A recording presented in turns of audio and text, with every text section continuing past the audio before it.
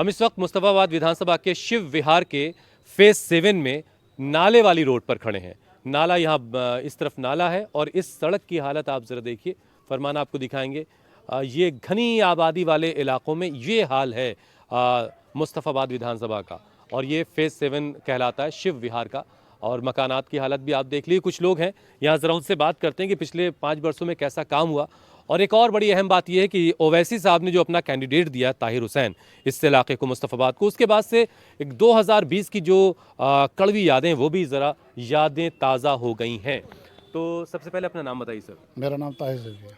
ताहिर जी हाँ। अरे आपके नाम के कैंडिडेट भी हैं, क्या बात है। ताहिर साहब काम हम क्या करते हैं आप? काम जी चावल की दुकान है मेरी। अच्छा, ये चावल ही चावल। हाँ जी। चलिए, बहुत उम्दा। काम हम ठीक चल रहा है?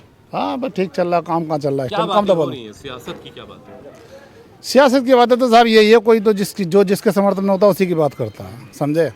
पिछले भाई 5 वर्षों में कैसा काम हुआ? ये सड़क कब बनी थी भाई आप? ये तो सर, ये तो 5 साल। हमारी गाड़ी की हालत खराब। अरे सर, ये तो एक जमाना हो गया सड़क बना हुआ है। इसको तो ये तो ध्यान भी नहीं है कौन से सन में बना। इसे तो हो गए मेरे ख्याल से 20 साल बने हुए, 15 साल अच्छा, जब से ये सड़क नहीं बनी है। और ये रास्ता इसी तरीके से चलता रहता है, खराब हो जाता है। अच्छा, ताहिर हुसैन जो आपके उम्मीदवार, उनका नाम जब जहन में आ रहा तो 2020 की बातें बहुत सारे लोग करने लग रहे हैं। क्या हुआ था इस रोड पर, जरा बताएं उस टाइम। रोड पे तो सर, इस पे तो क्या कहते हैं, एक ऐसा हुआ था कि ये तो जब जिस टाइम दंगा हुआ था तो जिसे इस रोड से लोग आए, समझे, बहुत बड़ी तादाद में आए थे। इस तरफ सारे मकानात जला दिए गए थे। बिल्कुल सारे जला दिए थे, जो गाड़ी खड़ी थी वो भी जला दी थी। एक और मस्जिद है, मुझे बताया कि वो भी पूरी। ये जो मस्जिद है बराबर में, ये मस्जिद, इस मस्जिद का औलिया मस्जिद नाम है। औलिया मस्जिद। इसके आगे एक पड़ती है, क्या कहते हैं, मस्जिद जला दी गई थी। बहुत सारी जला दी गई थी।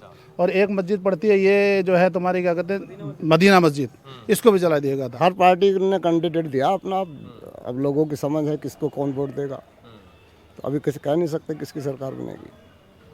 जी, तो कुछ मतलब एक तरफ अली मेहदी साहब हैं जी, आदिल अहमद खान हैं, ताहिर साहब भी यहाँ पर मैदान में हैं। जी, जी, बीजेपी वाले साहब जनाब तो हैं ही हैं। जी, जी, जी। तो कुछ उलझे हुए हैं या कि यहाँ क्लियर नहीं, थोड़ा सा जो है ताहिर का रुझान ज़्यादा दिखाई दे रहा है, क्योंकि उसके, हाँ, क्योंकि उसके साथ सिंपैथी ज़्यादा है।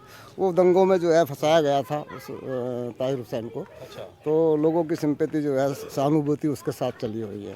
तो सहानुभूति इतनी है कि वो चुन के यहाँ से विधानसभा बिना कसूर के जो है फंसाया गया ना, उसमें उसका कोई कसूर नहीं था इस तरह। अच्छा, आपका भी कोई नुकसान तो नहीं हुआ था? हाँ, मेरा नुकसान, मेरा मकान बना हुआ है यहाँ जला दिया गया सारा। जला दिया गया। हाँ, 25 फुट है, 60 गज का मकान है। वो कुछ मदद मिल पाई आपको? नहीं, बहुत भागा दिल्ली सरकार के पीछे जो है, भरोसा दिया, लेकिन आज तक 1 रुपया नहीं मिला। मुस्तफाबाद में दंगों की यादों का वोट पर क्या असर पड़ेगा?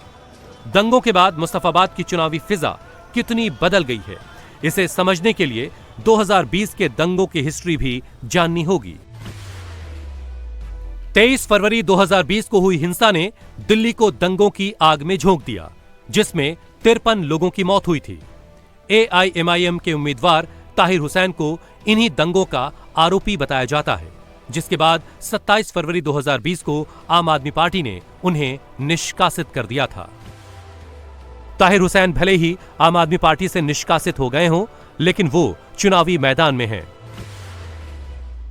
चुनावी नामांकन भरने के लिए ताहिर को तिहाड़ जेल से पैरोल मिली थी, फिलहाल जेल में है। अब उनके प्रचार का जिम्मा उनके बेटे ने संभाल रखा है।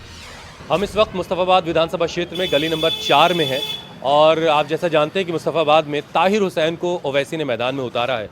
और ताहिर हुसैन चूंकि इस वक्त जेल में है, तो उनका परिवार बहुत खामोशी से कैंपेनिंग में लगा। कोई बहुत शोर हमें नहीं दिखाई दिया, लेकिन शादाब हुसैन नाम है ना? जी। शादाब जो है वो ताहिर हुसैन के बेटे हैं और लगातार डोर टू डोर कैंपेन कर रहे हैं, लोगों से मुलाकात कर रहे हैं। तो शादाब, ज़रा बताइए कि कैसी तैयारी चल रही है और कैसा रिस्पांस है लोगों का? देखिए, रिस्पांस बहुत बेहतर हमारे लिए है, और लोग खुद का चुनाव समझकर हमें लड़ा रहे हैं। ये भले ही मेरे फादर को कैंडिडेट बनाया है, लेकिन सब लोग खुद अपने आप को प्रत्याशी मानकर सब लोग खुद इसमें लग के। आपकी अम्मी भी डोर टू डोर कैंपेन कर रही हैं? मेरी मदर भी है, मैं भी हूँ, सब लोग, हम पूरा परिवार और सभी जितने भी जिम्मेदार साथी हैं, सभी लोग साथ मिल करके इसमें कैंपेन भी कर रहे हैं। तो शादाब, मतलब बार बार एक नाम जो बहुत चलता है, दंगों के आरोपी। तो लोग सपोर्ट कर रहे हैं या लोग जो है कह रहे हैं कि आप कैसे कैंडिडेट हो सकते हैं आपके पास? देखिए, नाम कुछ भी चले, दंगों के आरोपी कह रहे हैं, लेकिन आवाम जानती है हकीकत क्या है। और उसी हकीकत ये है कि मेरे फादर बिल्कुल निर्दोष हैं। उनके ऊपर जो इल्ज़ाम लगाए गए हैं उनमें से आज तक एक भी सिद्ध नहीं हो पाया है, और 9 केस में अल्हम्दुलिल्लाह बेल भी मिल चुकी है, बाकी 3 में भी बहुत जल्द मिल जाएगी। टाइम भले ही लग रहा है। नॉमिनेशन के लिए इजाज़त मांगी, इजाज़त नहीं दी कोर्ट ने।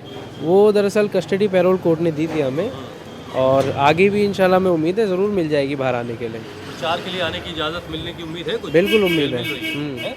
चलिए, अच्छा। उम्मीद है। अच्छा, तो फाइट है, कुछ लग रहा है कि कुछ मुकाबले में है, या फिर आमतौर से मुसलमानों से जब मैं बात करता हूँ तो वो कहते हैं कि भाई ओवैसी साहब का कैंडिडेट तो सिर्फ वोट काटने के लिए होता है। अभी क्या लोगों से आपको सुनने को मिलता है? देखिए, इस वक्त मुस्तफ़ाबाद में सब लोग पतंग के लिए ही वोट देने के लिए पूरी तरीके से तैयार हैं, और सब लोग आपस में जो है इसलिए खुद को अपने आप को कैंडिडेट मानकर लड़ाई लड़ रहे हैं, इसमें चुनाव लड़ रहे हैं।